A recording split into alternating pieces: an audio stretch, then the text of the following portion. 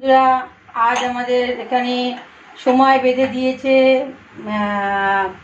যে কোনো সকালবেলা যে জলখাবার বানানো, মুখ বানানো, তোষক বানানো। তো 6টার থেকে 9টা। তো এখন হঠাৎ করে যদি বন্ধু এসে গেল, তখন তাকে চা দেবো কী করে? তাই ইন্ডাকশানে আমি এখন চা করতে নিয়েছি। ঠিক আছে, চা করতে নিয়েছি। এই যে চা, এর মধ্যে দিয়েছি বুক বন্ড রেড লেবেল চা, 2 চামচ চিনি, আদা, আর 2 চামচ চা, মানে চায়ের পাতা। এখন এটা ইন্ডাকশানে গরম হচ্ছে, ফুটবে টকবক করে। তারপর এইটা ওই লাল চা তৈরি, ওই দুধ চা তৈরি হবে। সব হামেশাই তো লাল চা করি, ওই জন্য লাল চাতে কথাটা এসে যাচ্ছে। দুধ চা করছি। এই যে এখন দুধ চা তৈরি হচ্ছে। এই যে ফুটতে এখন সময় লাগবে, এটা ফুটবে। তারপর এটা করে আমি তোমাদেরকে দেখাচ্ছি কিভাবে চা করতে, মানে কড়া চা, কড়া দুধের চা কেমন করে করতে হয় তাই তোমাদেরকে দেখাচ্ছি। আমি খুব সম্ভবত খুব ভালোই চা করি। আমি এটা প্রাউডলি বা গর্ব করে বলছি না, দুধ চাটা আমার খুব ভালোই হয়।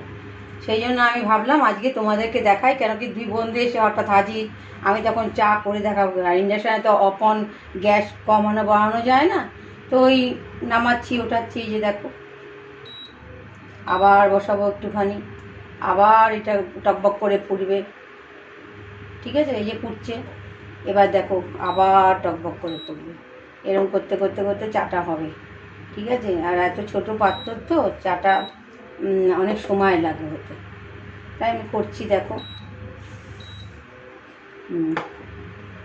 কি করব, এখন গ্যাসের যা অবস্থা, যা সরকার বলছে সেই হিসাবেই চলছি।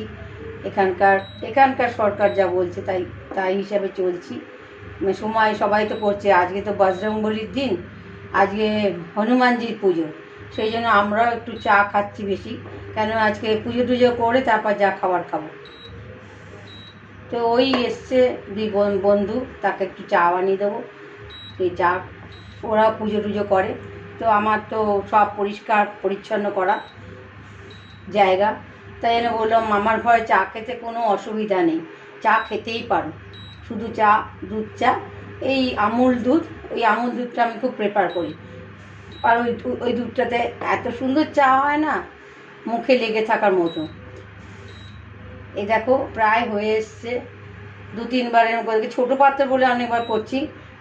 দোকানে তো ওরা টকবক টকবক করে ফোটায় একটা বড় পাত্রে, কিন্তু আমি এটা ওরকম করে করি না। আমার একটা অন্যরকম প্রসেস আছে। দোকান দিতে পারলাম না, দোকান দিলে পরে আমার ভালোই চা আসে।